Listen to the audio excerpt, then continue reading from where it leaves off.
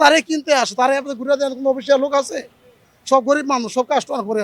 আর যারা ভালো লোক ঘুরতে আসে ফুটপাতে, যারা কাস্টমার তারা কিনতে আসে।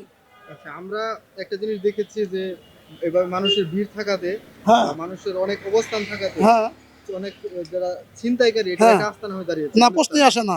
হকার থাকো নিয়ে মানুষ নিরাপদে হারতে পারে, চিন্তাই হয় না। হকারা ধরে, হকার থাকো নিয়ে চিন্তাইবাজি, ডাকাতি, রাহাজানি, সুতা টান দেয়, চেইন টান দেয়, কান্নাটা টান দেয়, পকেট মারে, এটা পারে না হকাররা। হকাররা বাধ্যতার জন্য বাধ্য হইয়া তারা। এটা হলো যারা করে, হলো ভুল তথ্য, ভিত্তিহীন তথ্য।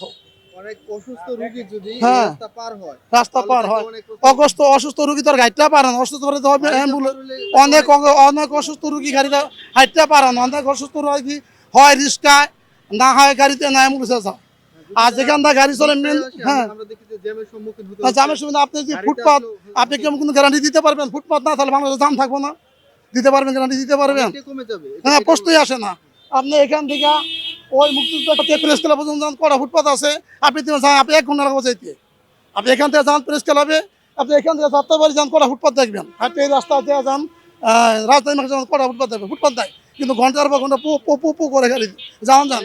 আপনাদের দাবি যে বাস ড্রাইভার যারা আছে হ্যাঁ। তাদের অসচেতনতার কারণে না, এরা তো অসুস্থতা আছে, কেমন ধরো আছে, এরা খায় লোক আছে 1 নম্বর, এদের নাই ঘুম 2 নম্বর, আর উল্টা পাল্টা গাড়ি চালায়।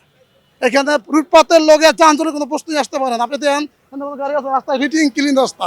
এখানে কারা আসে? যারা কাস্টমার, ক্রেতা, গরিব মানুষ স্টোরে কিনতে পারে না, তারা এখানে কেনাকাটা করে। এটা ছোট্ট একটা টিমের রাষ্ট্র, কোটি কোটি মানুষ কাম দেওয়ার বেলায় নাই, খাবার দেওয়ার বেলায় নাই, রাস্তায় মানুষ ঘুমায়, এবার রাস্তা হাঁটার চিন্তা করে। এবার আগে খাওয়ান দাও, যারা দিয়ে সব কীর্তিকলাপ করে, আগে খাওয়ান দাও, পেটে মার দাও, আর পরে পিটিয়ে দাও। তাহলে যে এইসব যানজট এর জন্য কি প্রশাসনের কোনো দুর্বলতা আছে কিনা? না, প্রশাসন দুর্বলতা, প্রশাসনের দুর্বলতা নাই। প্রশাসনের কাজ, প্রশাসন কোনে এই ঢাকা শহরের রাস্তা হলো ছোট, গাড়ির অভাব না, CNG, auto, Honda, private car, বড় বড় গাড়ি কি করবো? আর যারা গাড়ি চারা তো করে খাইতে দিব। এই দেশে এত কিছু ভাবা যাবো না, ছোট্ট একটা রাষ্ট্র। আজকে দেখছে এয়ারপোর্টে আগুন লাগছে কেন? 12,000 কোটি টাকা পুরা মাল পুড়ে গেছে গা। এয়ারপোর্টে এত মাল হিসাব থাকবো কেন? মাল আসবে, মাল কি পাচার হয়ে যাবো গা? যার মাল পড়ে থাকবো কেন? এটা কি চোখে দেয় না? কি দেয়? ফুটপাত দোকানের যানজট, এটা কিছু না। গরিবের বেড়ে রাখতে পারতে চায়। আর কিনতে আসে কারা? যারা স্টোরে কিনতে না পারে তারাই কিনতে আসে ফুটপাতে।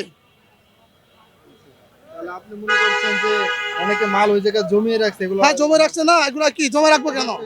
মাল আসবে, মাল পার হয়ে যাবো গা। অনেক সময় দেখা যায় ওই সব জায়গায় চিনি করকারে লেয়া লিয়া পড়তেছে, উল্লাই পিড়ে খাইতে আছে, ডাইল উল্লাই পিড়ে খাইতে আছে।